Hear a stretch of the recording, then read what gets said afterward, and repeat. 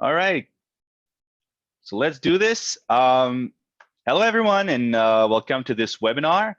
We are facing circumstances that require a great deal of adaptability, and we all know that we are very sensitive to the challenges that COVID-19 brings. This webinar is for you, so feel free to ask questions, and if we don't answer them in our 25 minutes allocated to this webinar, we'll answer them afterwards by email. So today we'll focus on a strong topic at the moment, working from home. If any geeky people here, they can go on Google Trends and type that query, working from home. You'll see there's a huge volume of research today, right now. So stay tuned because we are preparing to launch a series of webinars and short videos on our tips and tricks for using Salesforce. So I will be your host. My name is Bruno Lalonde, newcomer at Nubik as a coronavirus crisis director, joke, and more officially marketing director. I am with Alex Boyer, Chief of Operations at Nubik. Alex? Hi everyone, so my name is Alexandre Boyer, old-timer at Nubik as COO, not to mix up with Corona Operating Officer. So since my beginning in 2014 at Nubik, the company has always been working remotely. And to be honest with you, we wouldn't see ourselves working any differently today. So we're really happy to share some of our experience regarding that model. One thing we want to mention to start with about work from home, it is that there's no magic. You know, lots of what we will mention today is common sense. It is the same as in person, but without physical contact and in jogging pants. So be yourself, you're allowed to. The key is to be flexible and focus on communication. So just before we start, I want to do a disclaimer. It is possible that some approaches that we will recommend in this webinar are successful at Nubik, but may be more challenging in your respective organizations. Definitely. So, all right, so without further ado, let's start with the first question. So what type of equipment do you recommend to help us be most efficient? So for sure, you need a good computer, a good chair, and a proper desk. The good aspect of working from home is that you have full control on your work environment. The office space is not imposed as it is in standard office, so make yourself comfortable. First thing. Other than that, there's 4 main essential items. The first one is a good echo cancellation headset. Don't be cheap here. It will make a difference. So first, you'll wear it all day long, and you don't want to, your ears to feel like cauliflower at the end of the day. So at Nubik, we almost all use the Plantronics Voyager Focus, which is the one that Bruno and myself are using, which is a very comfortable and good quality headset. Bluetooth is interesting since you can walk around while being in meetings. And about the echo cancellation, you may not hear it, but it is really annoying for all participants in the meeting. So please don't use your laptop microphone speaker or the Apple EarPods. It will make your meeting awful. Mm-hmm. Then a webcam, it is absolutely necessary to keep some proximity with your colleagues, so to keep some human touch. And the third one is at least 2 screens. So technically, and we'll speak a little bit later about the virtual office or any video conference tool. So you usually keep 1 screen for the conference, the meetings, and 1 screen for your work tools. And then last but not the least is a good internet connection, especially with the kids on their iPads and the wife or husband working from home at the same time. You'll need you will need a very good bandwidth.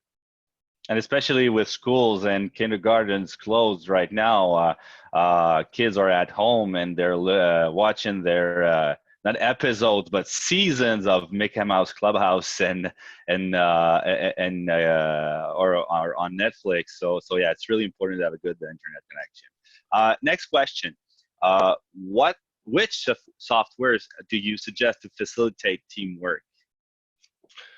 So we will speak a little bit about the tools that we are using, but it's also good to look at the guiding principles. So first thing, you need tools for real-time communication. A real-time chat tool to ask real-time questions is really necessary to replace ad hoc conversation you can have in an office.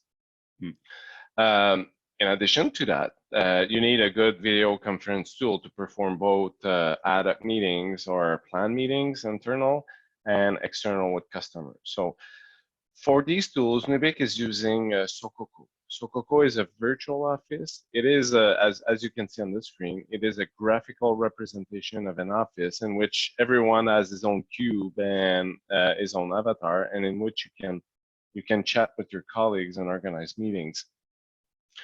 You honestly, truly feel that you're in a real office. Your brain tends to forget that you're working remotely.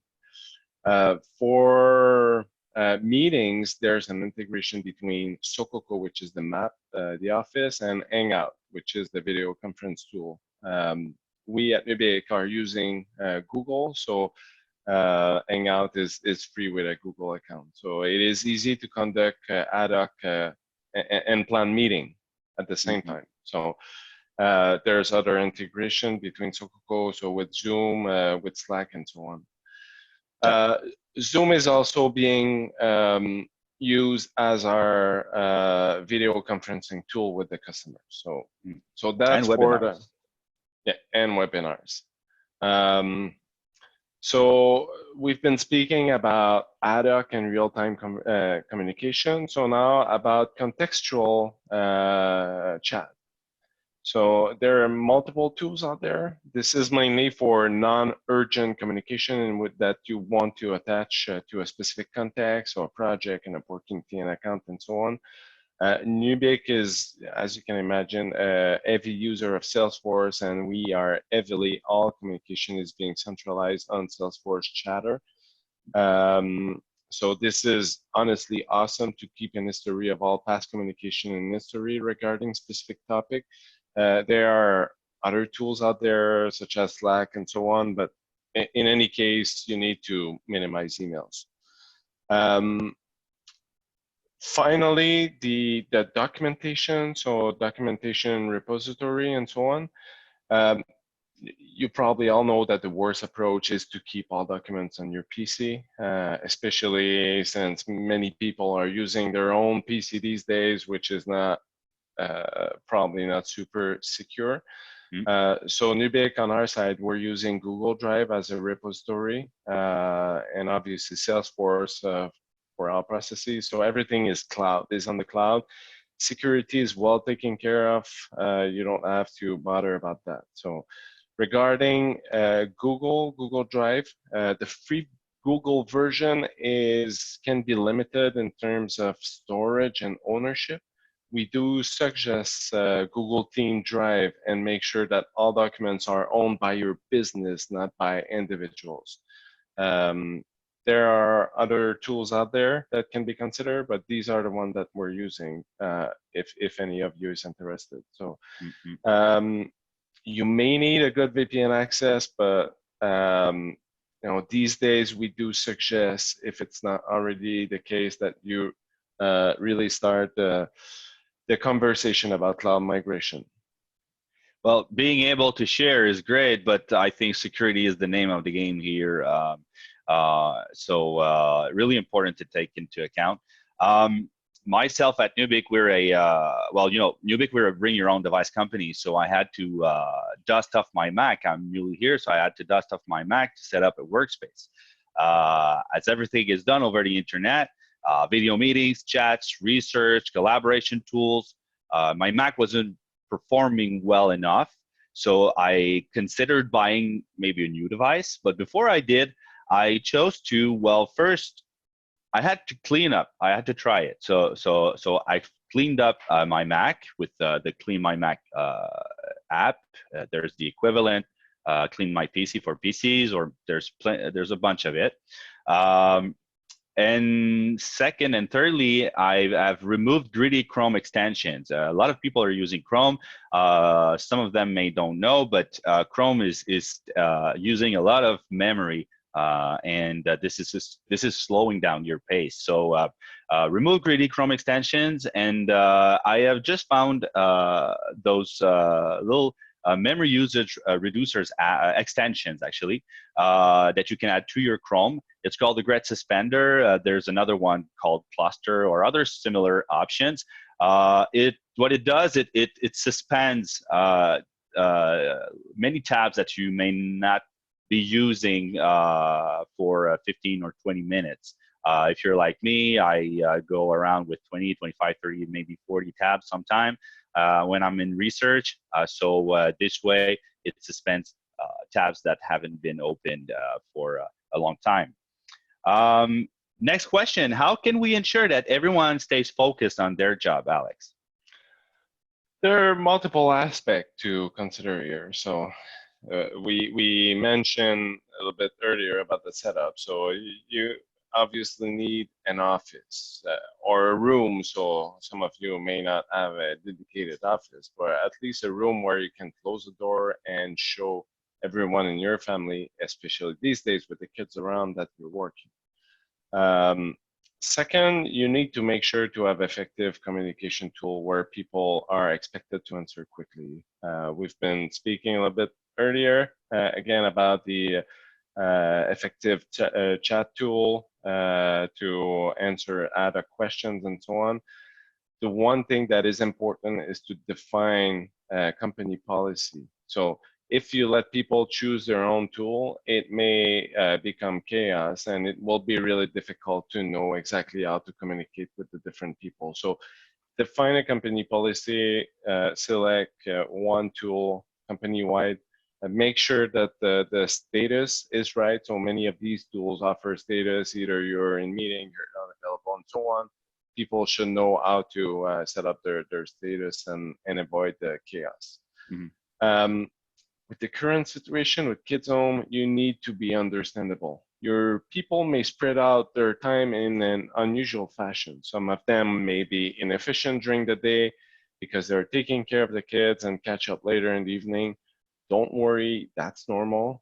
And that is actually an advantage of working from home. You're not stuck in an office, source to work, even at times where you personally are not productive. So I personally have a challenge working from 2 to 3 p.m. I'm usually in digestion mode. Afternoon crash. Afternoon crash. So I usually use that time for jogging or a bike ride, and I catch later in the evening. So, make sure to work according to yourself and your other engagement. At the end of the day, the most important is to stick with the same KPIs as you currently do. So how do you measure the performance of each person right now? It shouldn't be any different in a remote environment. For example, Nubik is a service company, so our KPIs are around, obviously, billable time, credited time, which is the time that brings value to the business, the customer satisfaction through surveys, the certification achievement, the late cards, late time cards, and so on. And one thing that I was really impressed is how we managed this whole situation really rapidly. Our turnaround time was like, I don't know, maybe a day or so. And I want to show you this. This is a dashboard that we use internally for COVID-19. Alex, can you give us a little summary about this dashboard? Yeah, sure. I mean, this is the magic of Salesforce and how easy it is to build a dashboard. But basically, as you can imagine, Nubik, from the operational perspective, we were not very impacted by the coronavirus. We're already working from home, but many of our customers are. So our sales team and project manager did contact all our customer and to make sure how we can support them and understand if there's any impact on the ongoing project. So using the hashtag on the specific projects, we were able to identify which project we need more support, and given the situation and all the impacts on these different projects, and we were able to quickly build those reports. But it comes down to have the proper tools. So hashtag COVID-19. Another one here. Any changes in the way meetings are managed?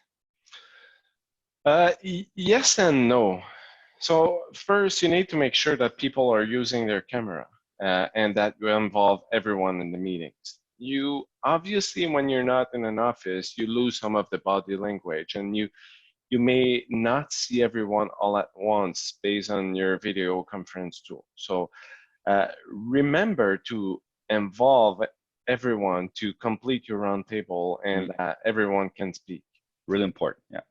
Yeah. So kids on screen, it's okay, right? So since I started at Nubik, kids have always been part of our meeting somehow. After all, they may work this way in the future. So it's a really good showcase what's happening right now. Show them how you're working. And the last one is just mute yourself usually when you're not speaking.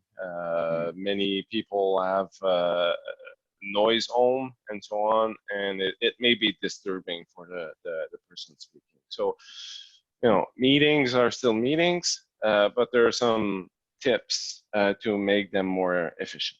And a quick one here is if you have to cough, mute yourself. I'm pretty sure your colleagues will appreciate it. Next one, how can I track my company's or my department's output to make sure that we're not sinking? I mean, it should be the same. What indicators were you tracking before? It should be no different. So in a remote office, you don't have a choice but to manage based on results, not on physical punch in, punch out in the office. But you need to make clear with your team what KPIs you're tracking. Yeah, definitely. And from the management standpoint, what can we learn from the current situation? From a managerial point of view, it can certainly be different in some aspects. So working from home is a philosophy, and you need to consider some guiding principles. So first, it is based on autonomy, collaboration, confidence, and more than anything, listening. So you don't, as mentioned earlier, you don't always physically see the people. Over communicate, ask questions frequently, care about people. You don't see them in an office that they're tired or so on, that they have personal issues. So through their body language, if there's an issue you may not know, so ask more questions more frequently. Second, it's the manager at the service of the employee and not the other way around. It's it is really hard in that model to have a more directive approach. So the way we see it is the success of the company is the sum of the success of each individual. Make sure everyone has the tools and the support to be efficient and thrive. Third one, as mentioned a few times, it is centered on objective and results and not on presence in the office. Yeah, definitely. And another question, because we're 7 billion people. It's a big world, and there's many personality traits. So the other question is what personality traits defines individuals that will thrive working from home? The remote work is not necessarily for everyone, and we don't have a choice right now. But in our experience at Nubik, we've always used psychometric tests from a company in Montreal called Atmanco, but there's plenty of tools out there just to make sure that we have the right profile in regards in that regard during the interview process. Some of the personality traits that we're looking is to be autonomous, organized, collaborative people. what you want to avoid is proud people that may work and try to solve everything by their own, and then they spend many days in the wrong direction. Hmm. It's more difficult to manage that in a remote environment. So Yeah. it's also usually easier with introverts compared to extrovert. So Yeah. Well, I'm an extroverted, so I gain my information from the outside in. So, of course, if I can have just like that, in a meeting, I can have a camera so I can see people how they react, and of course, one-on-one, recurring one-on-ones. It's really helpful for my type of trade. Um, Another question here. What are some dangers or pitfalls we need to be aware of? uh, I would say me personally, the one that I've always find the most difficult is the cutoff between work and family. So you you don't spend 30 minutes in your car being frustrated after other drivers, but forgetting about the work before you're getting home. That's great. You're saving on time on traffic and so on, but it is important to find another way to do that transition between work and your family at the end of the day. Yeah. Make sure that you have a routine. It's Mhm. so easy to just leave the Mhm. office, go in the kitchen and start cooking, but your brain is not there yet. So go Yeah. outside, walk around, do anything, do jumping jacks in the backyard. uh, Now, find a routine to compensate for that. Second one, you need to pay a careful attention to your health. Yeah, it's you have some more liberty being at home. It's easy to do exercise at any time. It's also easy to eat anything at any time. So once again, you need to have a healthy routine. Um, Make sure. Oh, the next one is about communication. Make sure that you have the right communication schedule set up. It's easy to feel lonely, and everyone need to pay attention to that.